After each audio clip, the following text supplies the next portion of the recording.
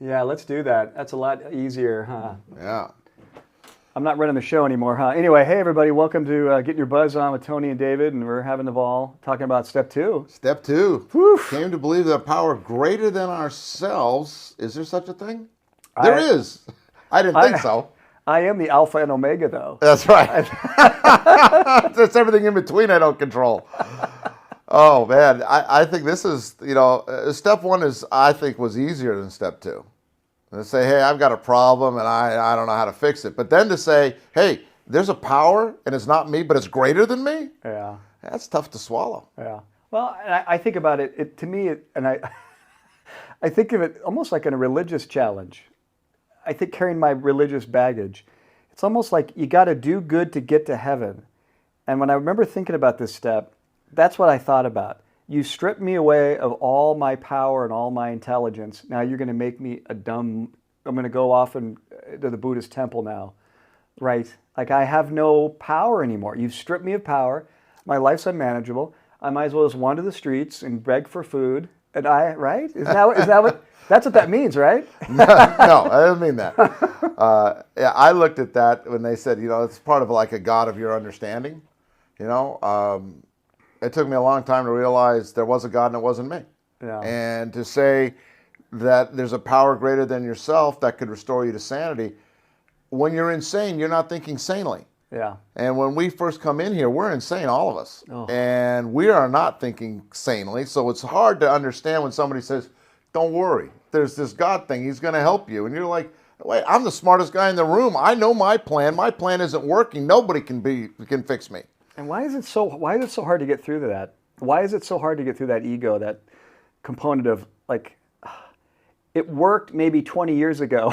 Yeah. And now I'm locked up again. It's or not I working. lost another marriage, or I lost another whatever, and I'm unhappy. It's too much I, self, Why? me. It's the ism, right? As we talk about alcoholism, I, self, me, we think that we do everything, we're in control.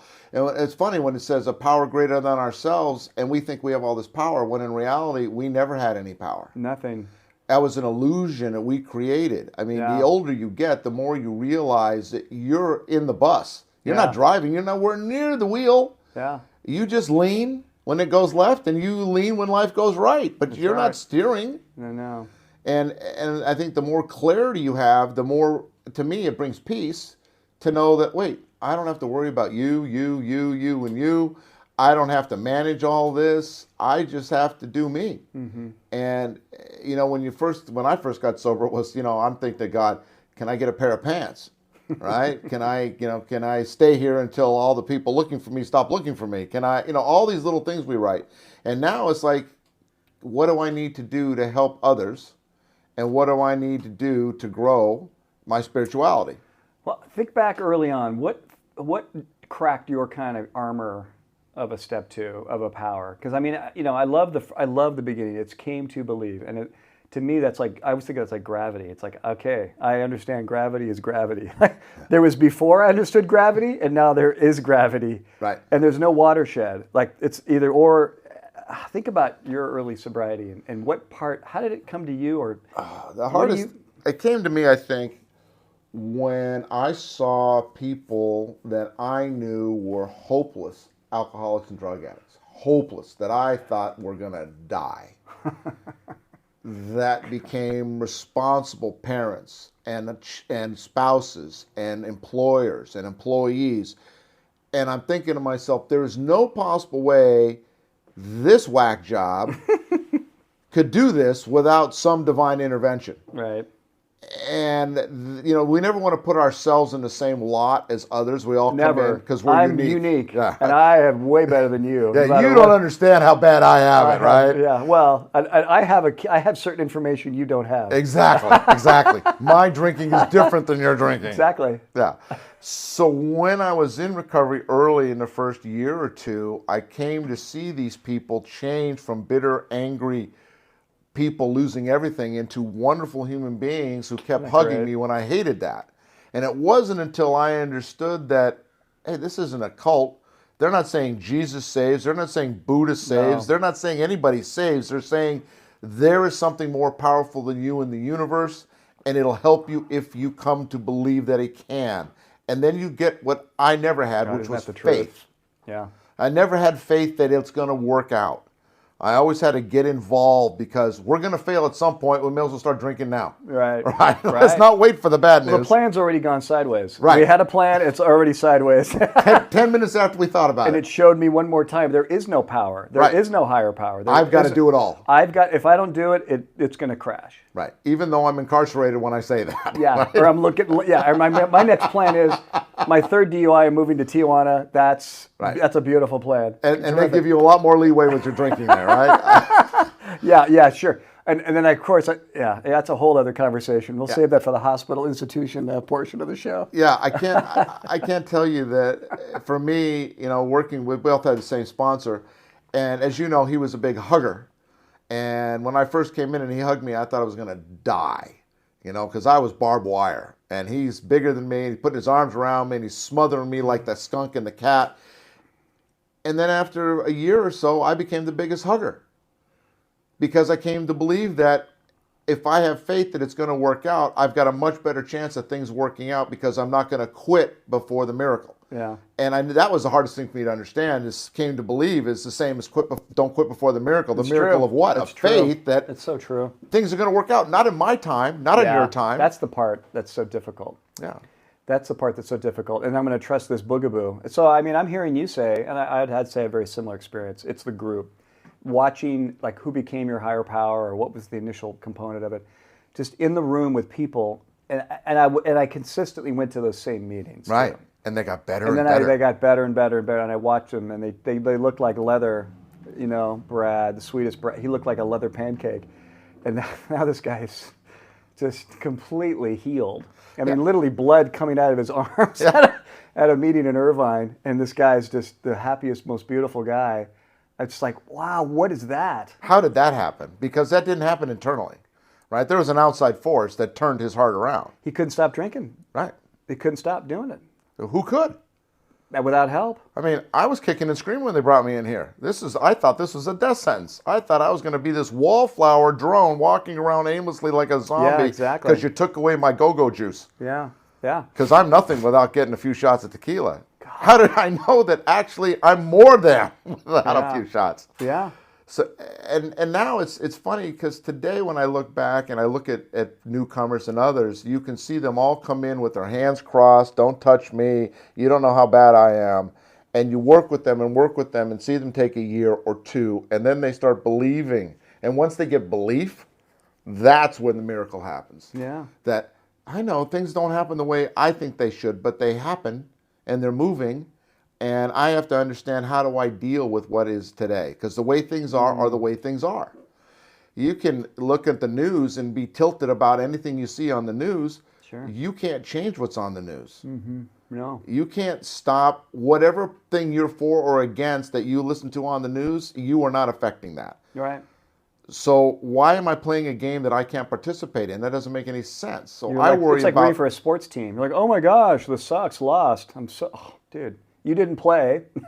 you can't control that. You can't control. They lost. That's the way it goes. Yeah, how are you emotionally invested? It doesn't make any sense to me. Be emotionally invested in your own life and your own kids and your own wife, where you do make a difference. Well, I think it's so interesting. I think of it like, I was thinking the word, you're saying that, it's like detachment. I think of like, okay, here's detachment. Like step one is detachment. You can't control. Step two is you're going to do some action now, though, and you're going to trust it, you know? But it doesn't even go that far. Step two is just like, came to believe there's something, and then we'll do three later. But just two, still working on that. Because how many guys have you known, and one guy in particular now, he's just agnostic and atheist and grinding and fighting and all that stuff, and like pushes the whole program out, gives up the whole, and skips over the whole thing of your understanding. Skipped right over that like a speed bump. What is that? They shortchange the program, and they can't understand. They can't get happiness without faith. I don't care who you are. If you think there is no God and you think that you're in control, you're going to be miserable the rest of your life, because you have limited capabilities, where I have unlimited capabilities. Yeah. What does that mean? It means that I've turned over everything that I thought I was in control of to God. And this is not a religious God. This is a spiritual God. Yeah. I'm just using God as a name. Yeah. and you handle it.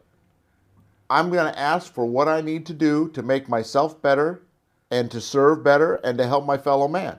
And somewhere along the line, my needs get met. Yeah. And instead of being jealous that you got a raise or you got a bonus or you bought a house or you've got beautiful kids, I'm happy because we're on the same team. Yeah.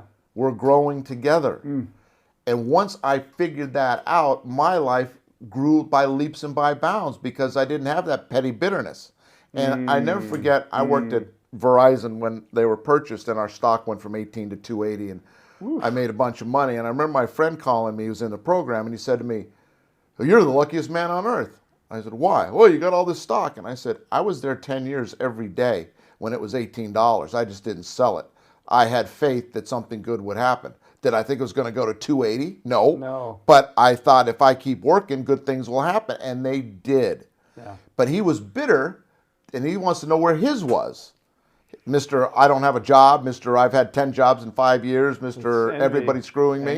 Envy. And I remember looking at him, and he had 6 months more sobriety than I did. Yeah. And I said to him, I said, dude, you're on the wrong train. Yeah. You have to be grateful for the successes in this program, even if they're not your own. I love watching miracles like that. I love watching people, the girl I hired here, Yeah. missed 35 felonies. Yeah. And she's come to believe that anything is possible. Yeah. And she couldn't understand why I'd hire her. And I said, because I don't care what you've done, I care what you're going to do. Yeah. Right. And now she's back with her son, and her life is changing, and she's figuring out that she didn't do any of it. And once you understand that how much more you can do when you're not in charge, it's the whole I can't, we can thing. Yeah. Well, the we has to include God. And if you're not including God, you're leaving out the biggest team player there is. Yeah.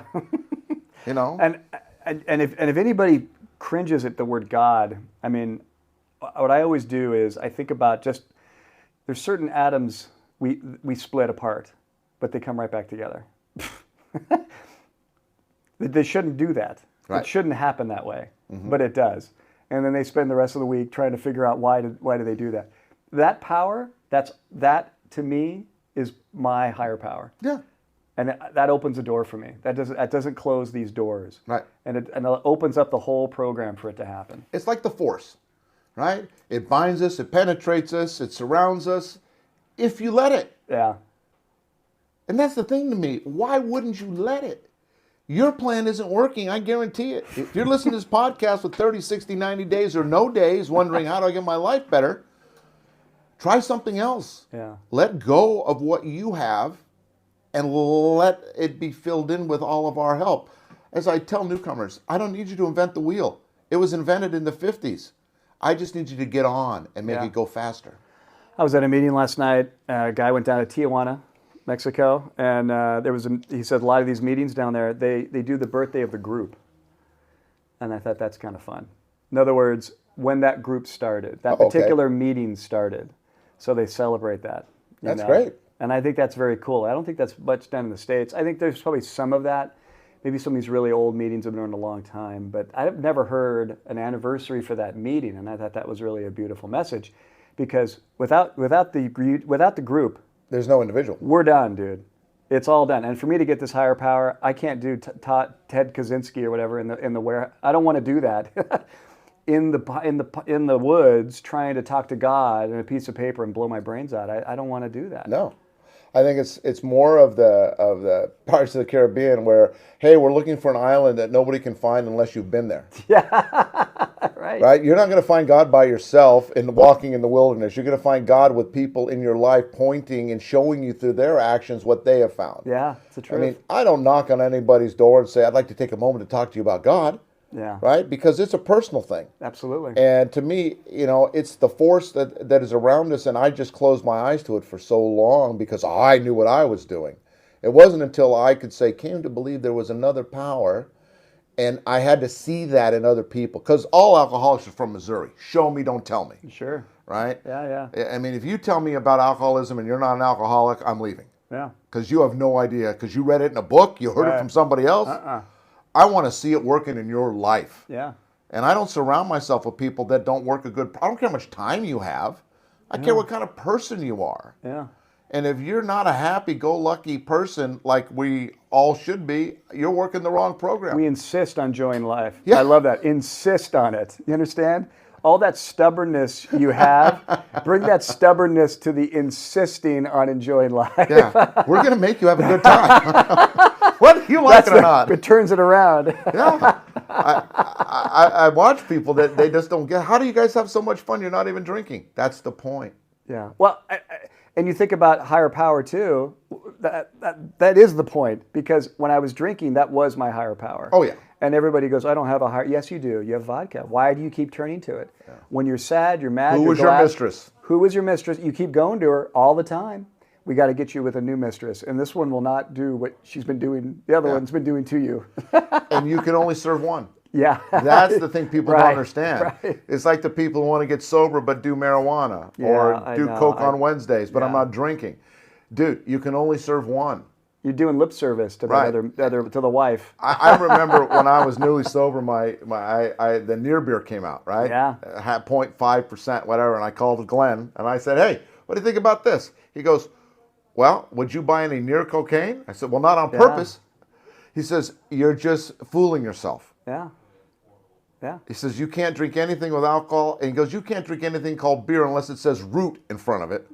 And now they have zero alcohol beer. Why would I do that? Yeah. Why would you do that? It's a gateway to get you back to the good Yeah, stuff. And it's flirting with the love with the Heineken. latch. Yeah, It's when I was drinking, yeah. You want a match to light a fire or not? Here, but don't hold it too close. No. Yeah. Good luck with that. Yeah. And you're a stack of gasoline. Right. Exactly right. And this is the game that is played where people forget who they are. And that's so true. You know, listen, you and I, we've known each other for years, and we know we have a ton of character defects, but our biggest one is being taken care of.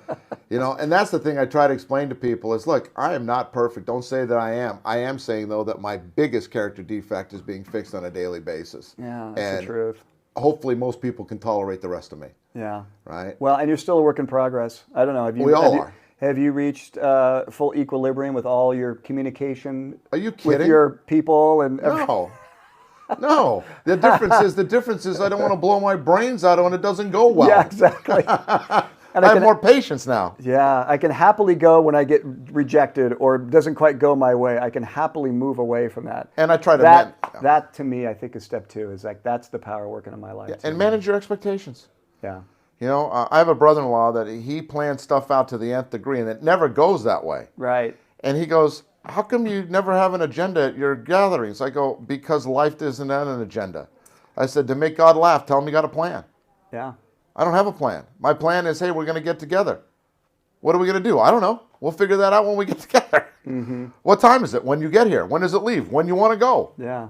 You know, I found that life is better that way instead of having these big expectations of, I'm going to invite 27 people, we're all going to do this, it's going to go this time to this. It never works that way. Yeah, right. It's like herding cats. You can't herd cats. Well, and doesn't that serendipity feel more fun anyway? It does. It's like, who knows? And I think that when I was drinking, I wanted that. Who knows what'll happen? That's part of the magic of us getting together. Right. That same magic happens when we get together. Just like this podcast. Yeah, we're just having. We've never written a thing down. No. We've never talked in advance about it. We looked it up today and said, hey, let's talk about step 2. Yeah, I showed up on time. Here we are in Huntington Beach, beautiful HB today, and we're having a ball. And you know, next time we'll talk about step 3 and see where that brings us. But came to believe, if you're new or you've been here a while, always remember, life is better with a little faith in it. Oh. I'm Tony. Bless you. And I'm David. We're getting our buzz on in sobriety. Woo! We'll see you next time. That was great.